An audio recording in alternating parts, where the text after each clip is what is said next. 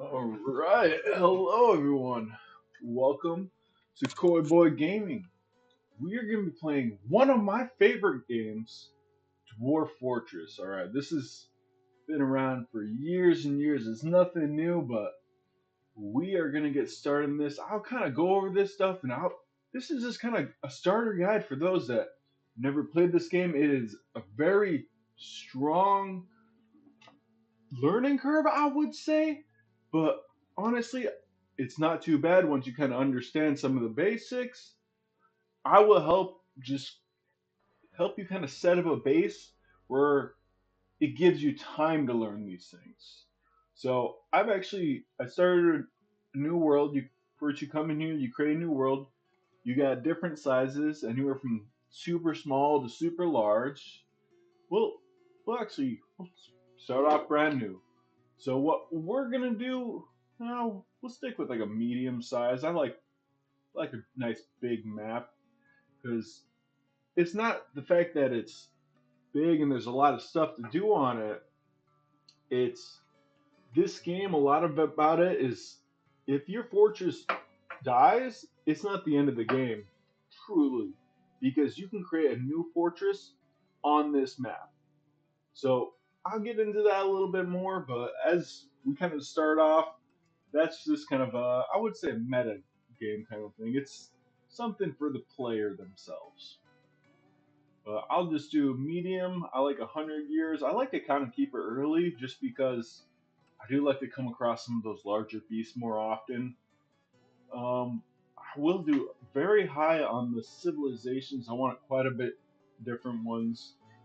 I like a lot of different sites. Very high on the beasts and very high on the savagery.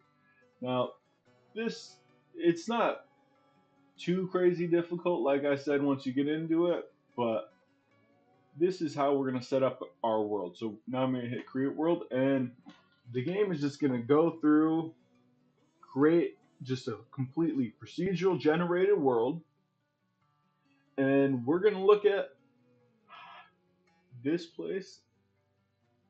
Ooh, you can see up here in the top left. So this is kind of like the name of the world, the past dimension. This is what the creator, this is it in Dwarvish, I guess you would call it. And as you can see the little different things being populated up around here. Now we're into the time where we're in the age of myth, the first kind of like beginning of the world where years are passing by. We're creating history in this world. That's what's currently happening. And you can see in the early summer of 46, Dwarf Endok Mind Bells becomes obsessed with his mortality and looks to extend his life. That right there is necromancy. I'll get into that because I do want to see if I can get someone in my fortress to learn that. That takes a little bit of time. You have to build up your place. You gotta go out and you gotta kind of raid this other places, and hopefully you can get the book that they wrote that has these was the laws of life and death. But as you can see, it's just going through year 84, year 85. You can see kind of towns popping up here and there, and towns over here. I am playing with a couple different mods. Just they're nothing special. I would say they're just increasing the amount of different races there are. So normally you start off and there's just elves, there's dwarves, there's humans, and there's goblins.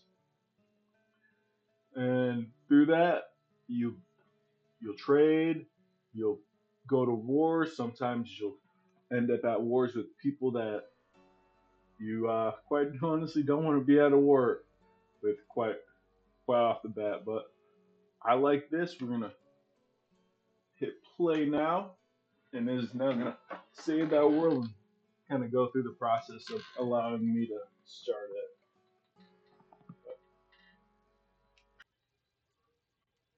All right. Now that our world's ready to be played, there's three different modes.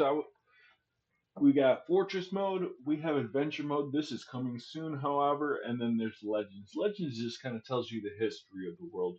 That's kind of better to do after you've kind of played a couple different fortresses through the world, but hopefully we can kind of get y'all set up so that it you don't die so quickly with your fortresses. Don't worry, losing a fortress is not a problem. It's honestly the journey. That's what this game is about. So we're starting off here in the springtime during the start of the third week of the spring.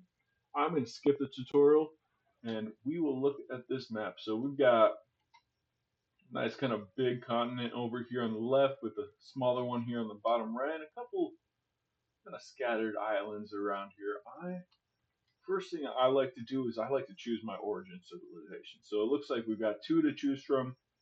We got the galley of blockades, and I'm not even gonna try to pronounce that.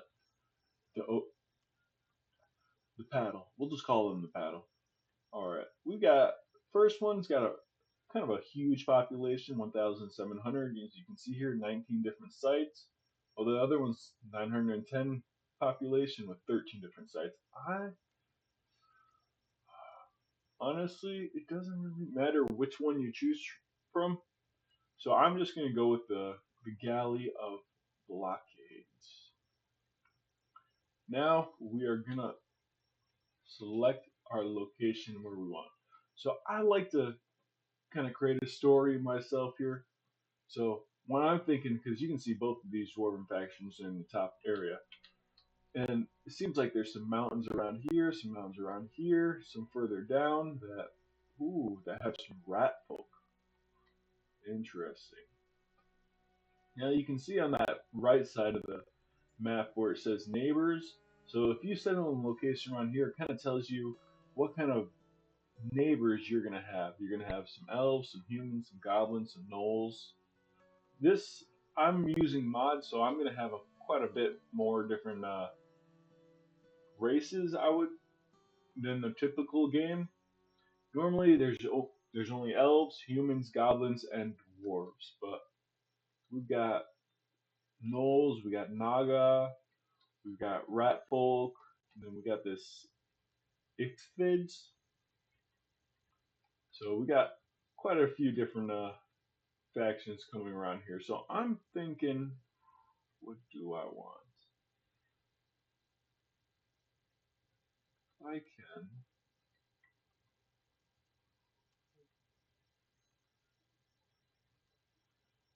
tombs. Well, folks, I'm gonna look for a spot and I'll be back once I find a good one.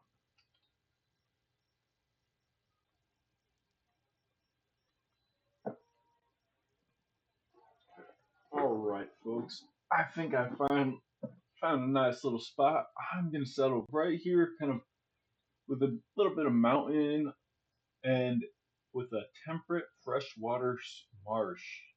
Now this is kind of centrally kind of located in this large continent. Kind of have the idea like, hey, the dwarves up here, they're kind of starting to migrate, come down here, and they're gonna expand out into this new mountain range down here. I was kind of checking around this, but I didn't really find any spots I really liked. And this is kind of where I want to go. I eventually want to see if I can get down here, maybe over here, but those are for some later fortresses we'll try out. And I'm hoping it, with this series I can kind of create a multiple different fortresses throughout, and we'll have just like a nice, cool world history going on. But for now, this is where I'm gonna create my first fortress. Now I'm gonna have it right here, kind of on this river, and where this mountain range kind of meets. It's actually a brook, but still, it's great to settle any early new fortresses on a place that already has water. That way, you can tap in on it, and you don't have to worry about your dwarves dying of thirst during the winter time. This is just kind of that extra precautionary thing to have, and it's something I recommend for any new players, Dwarf Fortress. And as you can see on the right side, I got the neighbors. I got some elves, some humans. I got some goblins. And I got some gnolls. So the gnolls and the goblins are hostile.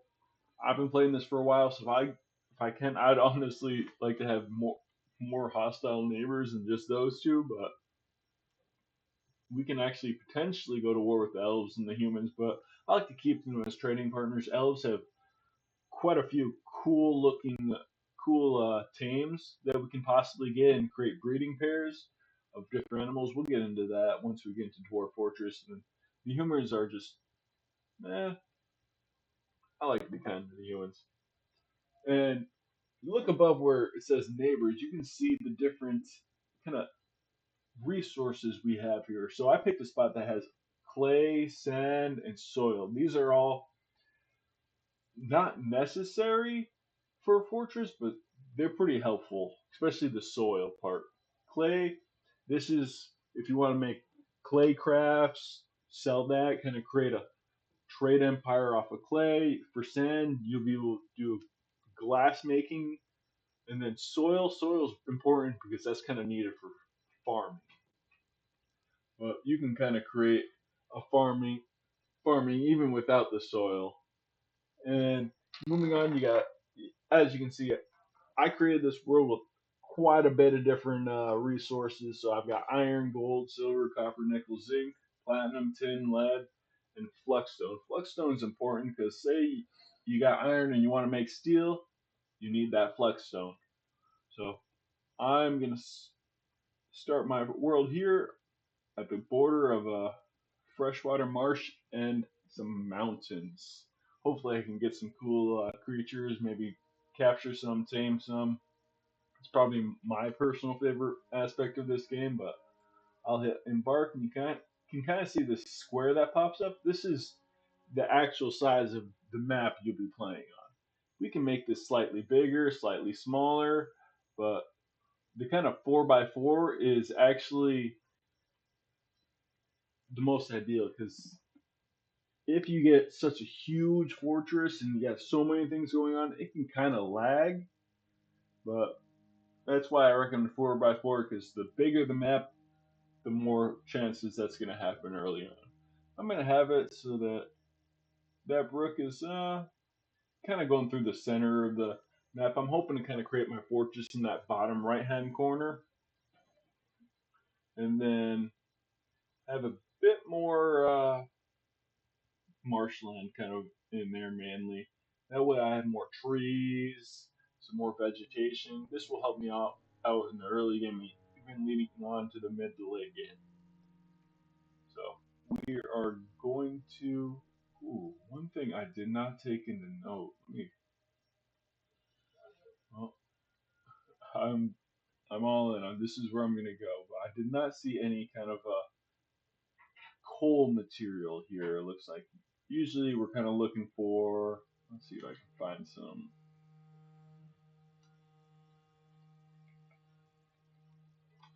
Well, well, if I find some, I find some. I don't know if they've got it on every place now or not, but I do not see it popping up at all. So, yeah, we'll get into here, embark, and like I said, I want that kind of that is where I'd like it. That way I get a little bit of everything. And personally, I made sure I did not select a place that had an aquifer. Aquifers, if you're new to the game, they can be a struggle. There's a big learning curve there, how to deal with them. I like to just try to find an area without an aquifer to make it easier on myself. Like I said, once you get more into it, learn more how mechanics and everything like that, then I would say you can dabble in that. That's also a great source of water too. But for now, we will not be dealing with one of those. I've selected savage area. I kind of made my world completely savage. Wildlife might be very dangerous here. That's fine, your worlds. I wouldn't recommend doing high end savagery your first time around, but for me, I've been doing this for a while. I'm fine with it. Hit confirm. And as you can see, there's a couple different things. You got enemies, you got them hard, normal, off. I'm just going to do normal. For my economy, I'll just do the normal setting. Yeah, quite a few kind of custom settings. Mega beast attacks, were beasts can be a absolute destruction to your uh, fortress if you don't know how to deal with them properly. You got mega beasts, which if you build your fortress correctly, you can actually get away with never actually having to truly fight one of these things head on. And civilizations, yes, I want all these things to attack. Curious wilderness creatures can come and cause trouble. That's fine to me. So as you can see, this kind of if you want to make it so that enemies don't attack you for as long, you want kind of a higher number on here. Say 300 if you really don't want to deal with them for quite a while, or 120 if you don't want kind of that mid game. I'm just going to stick with the average 20 because this is kind of like I'm assuming I'm not positive on this, but how often they or what kind of triggers that the larger attack assault. So once I get 20 population, that'll be their first trigger, and they might send a small force. And then as I get more, they're going to send larger ones.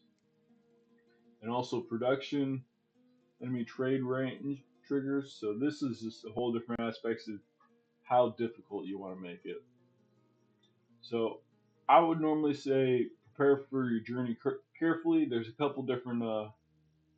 Actually, I don't know if there's bark profiles, but for us, I'm gonna select this Into the Wilds one. This is one I created personally.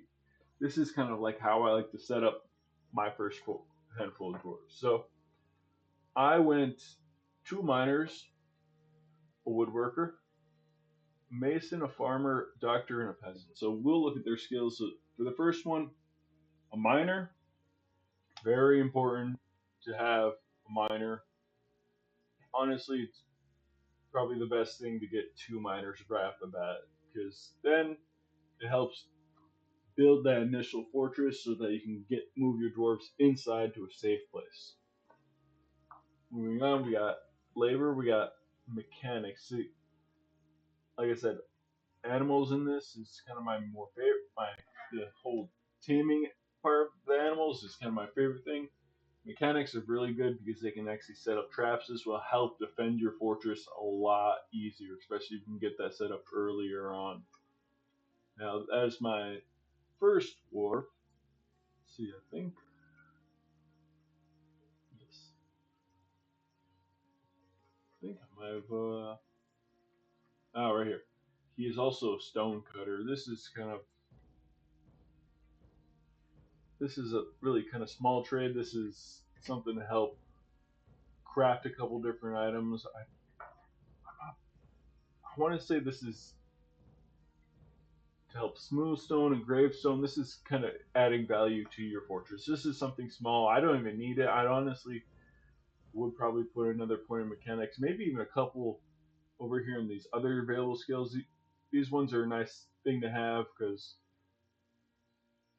they're like doctors or your traders, your people in charge. And as we go through these guys, we'll get into more detail about that.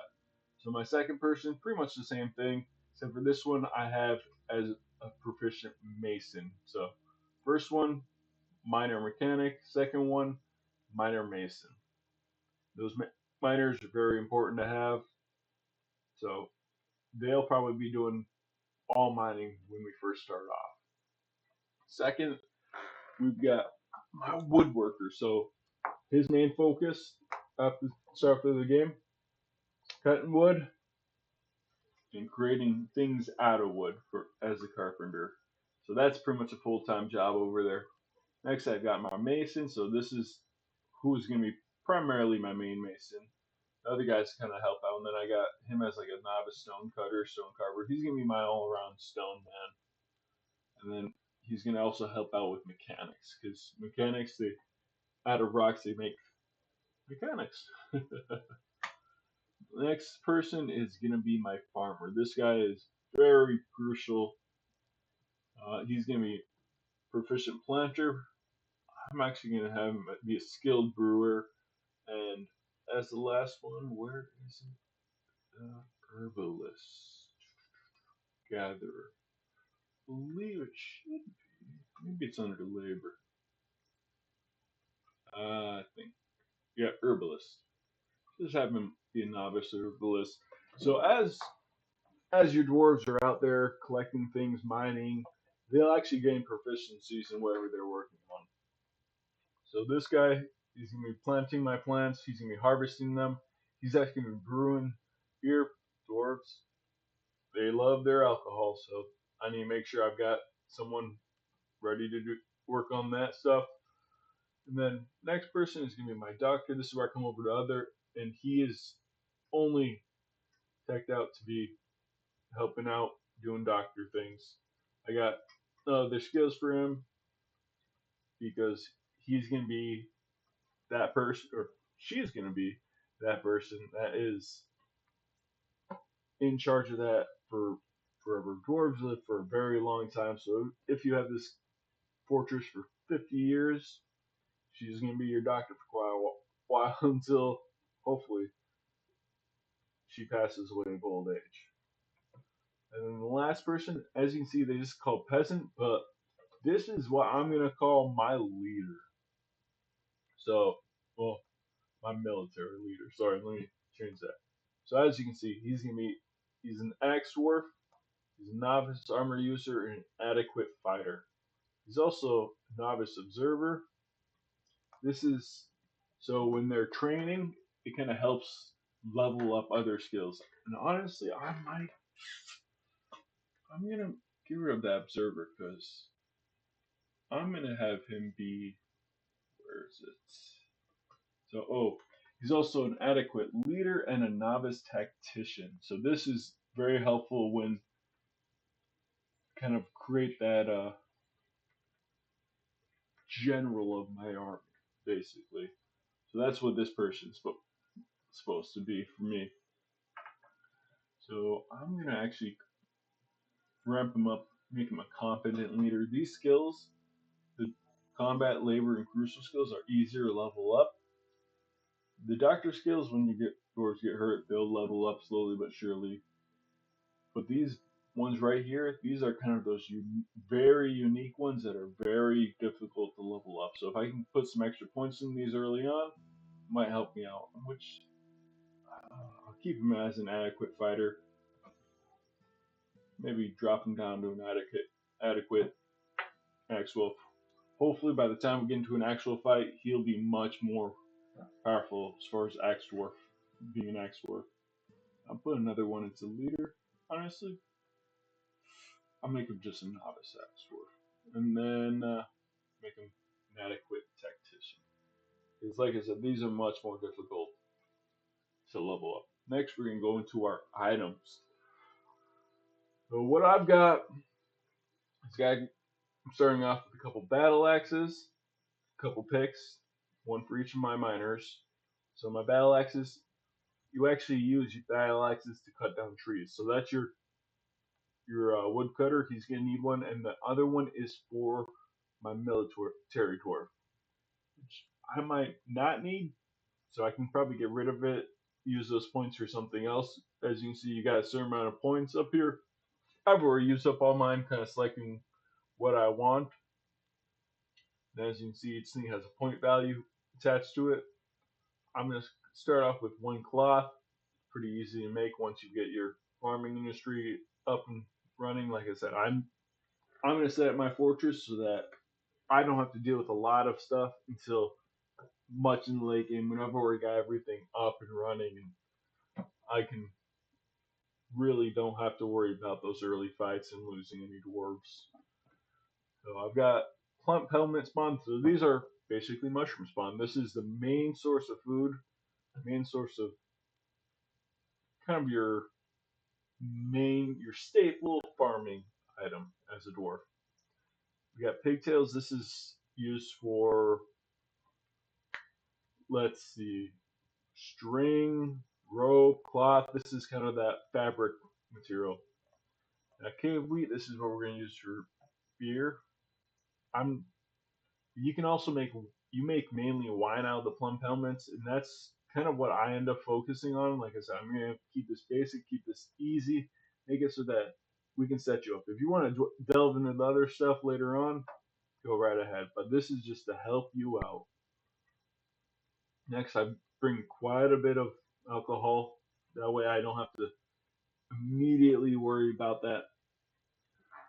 Have it so that my dwarves have more than enough to last them for a while. Next, I've got more than enough food. As you can see, quite a bit of plump helmets, some cavefish, a lot of different meat. I got a bag, a thread. Normally, they start you off with a whole long list of things. I kind of weeded out what I actually need and what I don't need. And as you can see on this right side, this is kind of where you just select this and you're like, okay, hey, I want an iron bar. Except you can see that's 50 points. I like to keep things cheap and just kind of mainly focus on a lot of food early. That way I don't have to worry about that right off the bat. And kind of a lot of alcohol. Next, I'm going to go into animals. I found this to be kind of the most ideal starting is a couple girl dogs and a male one to kind of have that breeding. Then a couple cats and a couple female cats and a male cat to kind of also kickstart that breeding. You got to be careful with cats.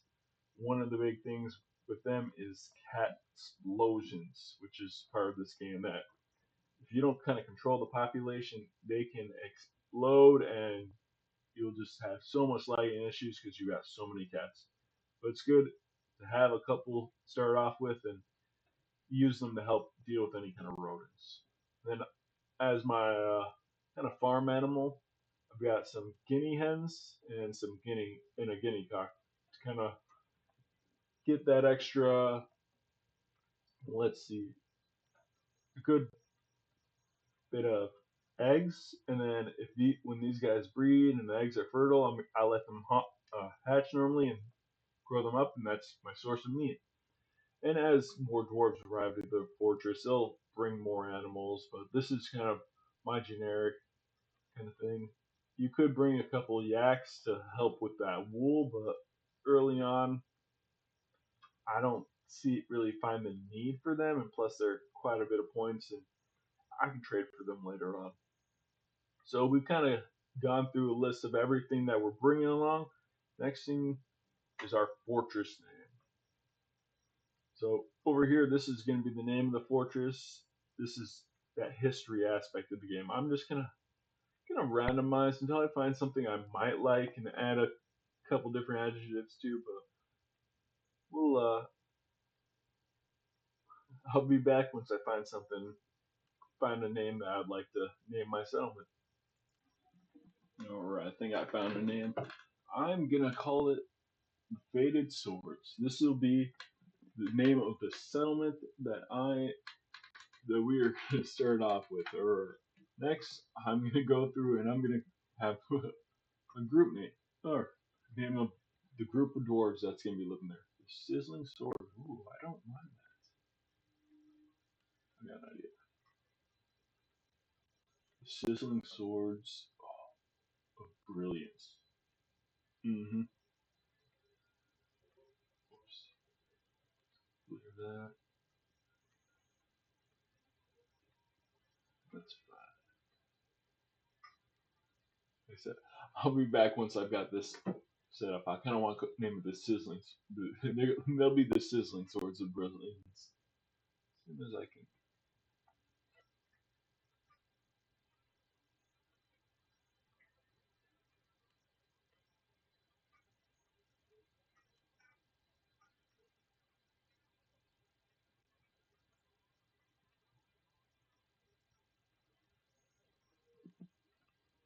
Alright, there we go. The Sizzling Swords of Brilliance. That'll be the name of my group. We're we have founded Fated Swords. We're named Sizzling Swords of Brilliance. You know what? I don't mind. We'll just whatever we want. Next, we can create a symbol for our dwarves. You don't need to do this. You can just go with any generic thing. I'm just gonna go through this, and once I'm done with the symbol, we will embark on our journey.